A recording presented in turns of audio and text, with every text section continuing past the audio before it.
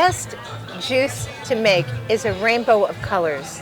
Reds, greens, blues if you can, yellows, oranges. These are what you really want. So oranges would be, I would say, carrots like you were doing. I would add a beet to that. Okay. Do a beet with the long stem of the vegetables, you know, like that long, kind of like long leaf.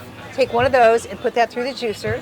Just don't do too big of a beet because it will, well, it might cause you to, you know, how your bowels may get really loose. So just a little beet like that to start with, and then after a couple of weeks you can get bigger. That's important. So carrots, beets, then parsley. Parsley is one of the most powerful foods on this planet. It's almost a perfect protein.